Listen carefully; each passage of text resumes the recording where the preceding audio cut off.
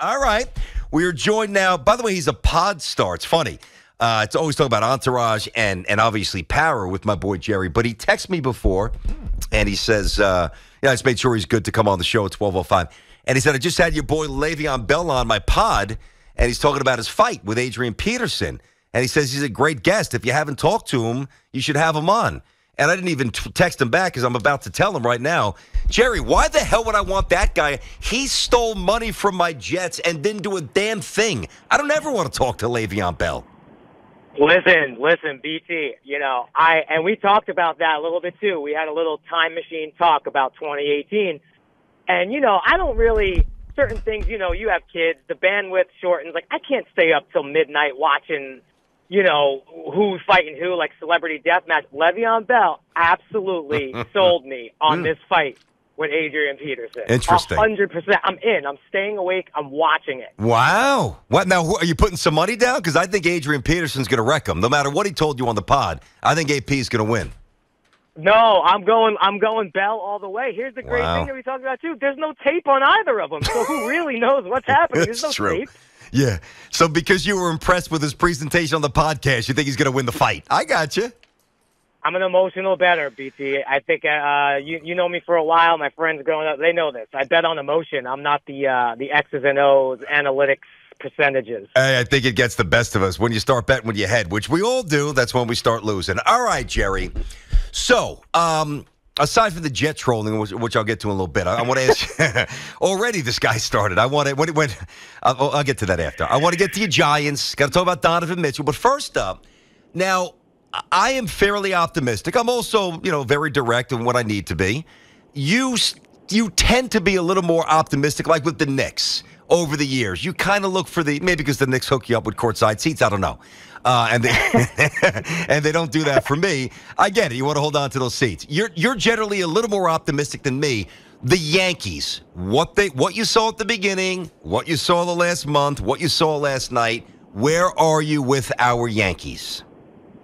So, look, obviously they've given us a lot of joy up until this point this year and for the last couple of weeks. And I never felt safe and maybe felt like it was a little bit of a glass floor, only because so many walk-offs, so many close games, so many swing games that if they didn't really go our way, this could be a one-game separation in the AL East, So I was always of the mindset, stack all these wins. I don't care how you get them. We're going to need them. Not saying I predicted this, but I always felt in the back of my mind there was a shoe to drop where they're going to cool off. And in a way you kind of want it. I'm not saying you want your team to play terribly, but you want to peak at the right time. We peaked so early, It wasn't, to me, ever sustainable it would have been a historic year had they done it. Now, this is really starting to get into, the code red here. And last night was, I heard you even earlier talking about like one home run doesn't change things, but boy, does it really help that it doesn't cut the lead to 9 games. And now you got Toronto walking in. Now Toronto's been, they're 3-7 in their last 10 as well. So we really need to take care of business in Toronto. I do think it will spark some emotion, I hope, to Boone's point. So, yeah, I always kind of felt like I saw this a little bit coming, but this has been pretty bad. Okay, so we're actually on the same page with that. You know what I'm curious about, too, just to contrast it to the Yankees to the Mets. So we're both from Brooklyn, and I know that you've talked about this, so I'm certainly not talking out of school. Your dad wasn't around when you were growing up. So it's a little different. My dad's an old Brooklyn Dodger fan, so he's force-feeding me Mets, and I loved Connor's Corner, and obviously I watched both teams. When you were growing up, did you watch the Mets? And now, do you kind of check in on the Mets, or is it just Yankees or nothing? So, I definitely watched the Mets. I got into baseball right around 86. I was about 7 years old, and we all know the Yankees in those 80s and early 90s stunk. I would watch the Mets, and it actually drove me crazy. I only knew the Mets being the superior team. Yeah. In my lifespan, Yankees roster was running out. Ramiro Mendoza, Butch Weiniger, Dave Righetti was our only all-star. So, my mom is such a big Yankee fan. She goes back to the Mickey Mantle days. So for me, it was always Yankees. She exposed me to the Yankees at a very young age. Okay, I just want to make sure. So we're talking to my buddy Jerry Ferrara. Of course, you guys saw him at Entourage and Power Fame and the podcast Unleashed with MGM.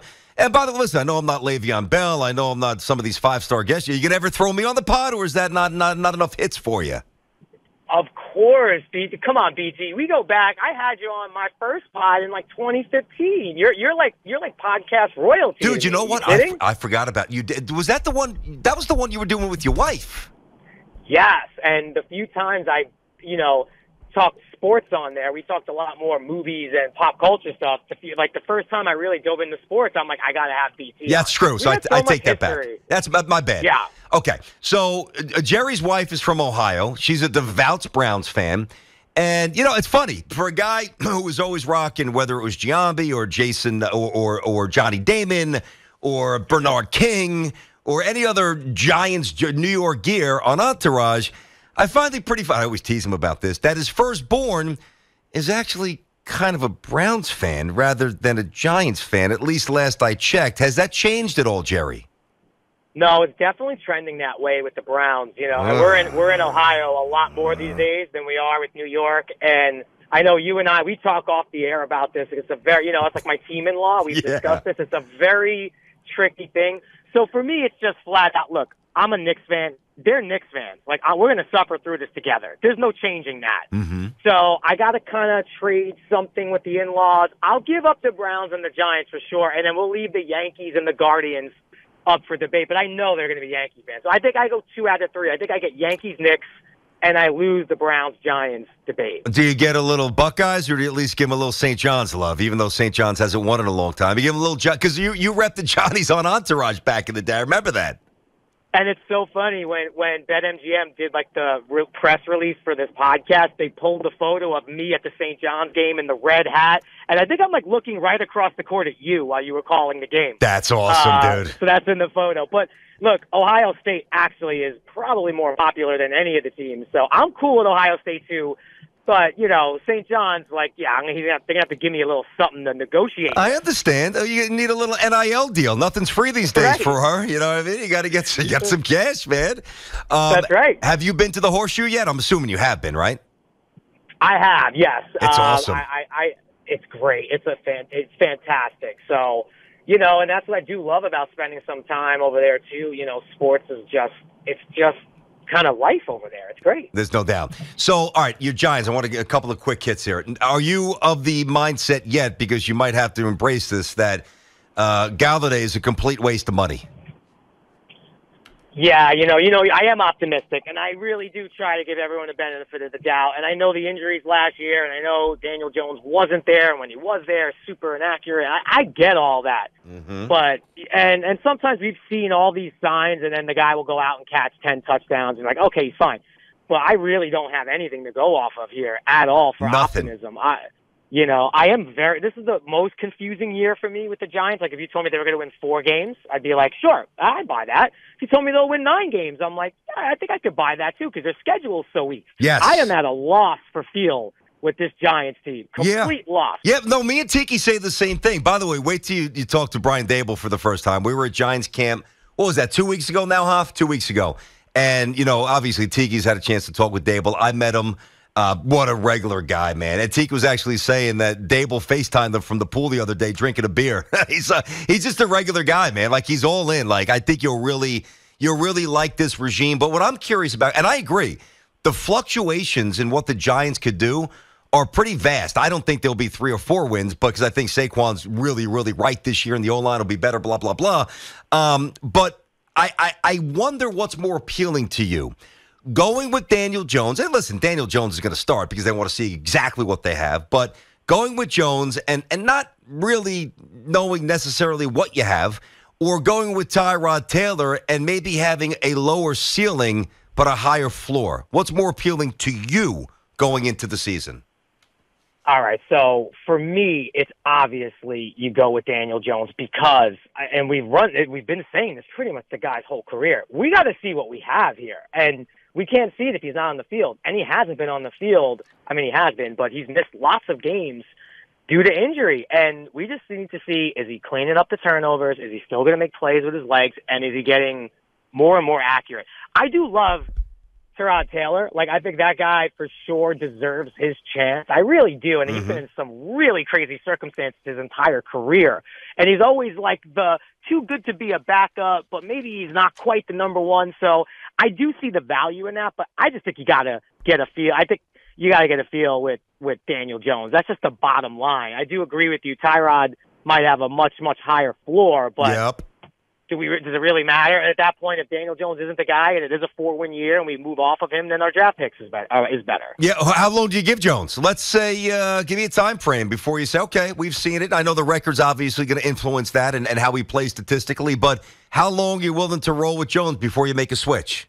No, this is the year. I mean, I'd like to say full year, again, barring health and all that. Yep. You know, I think he deserves a full year. You know? He's not getting a full I don't year, think So you think if they start off 1-4 and he's still healthy, you think they're giving him the hook? No, not at 1-4, but I do think that if they get to a point where they're, and I don't even think they'll be 3-8, but let me just 4-7. Let's say the Giants are 4-7. You're getting past the midway point. No one's running away with the division, and nobody will.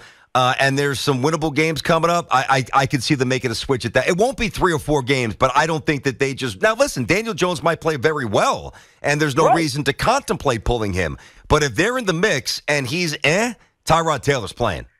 BT 4-7 in the NFC East, you're in second place, probably. Yeah, that's what I'm saying. That's why you got to go to the guy who might get you to first place.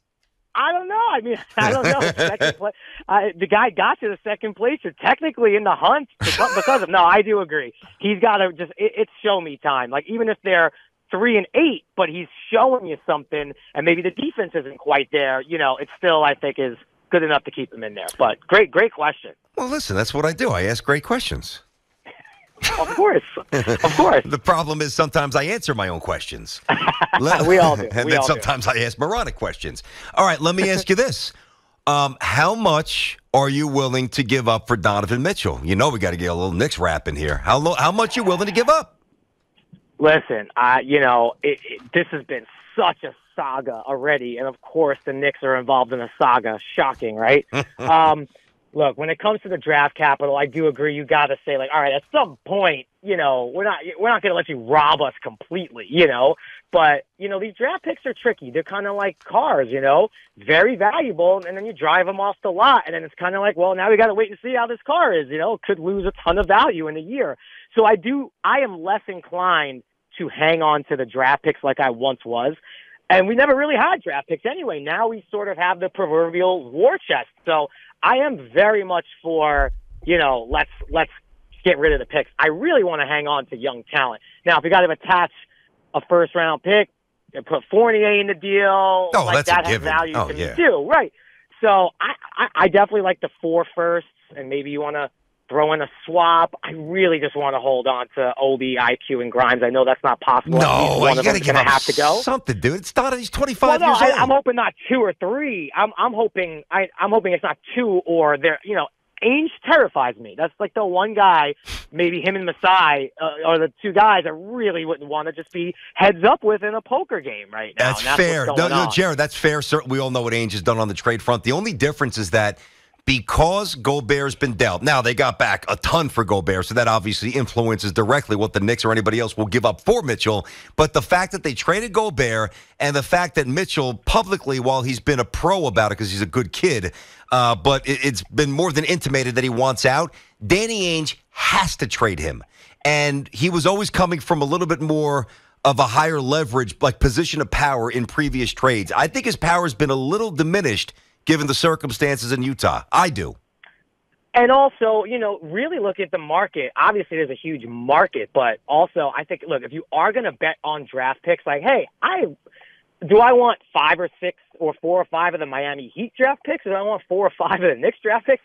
I'm rolling the dice with the Knicks draft picks, of course. Like, those could end up, you know, and again, if you really look at the Knicks in the lottery, we've never gotten the lottery ball bounces. Ugh. It just doesn't happen. Ugh. So what are we waiting for? The number 1 overall pick that never comes? So nope.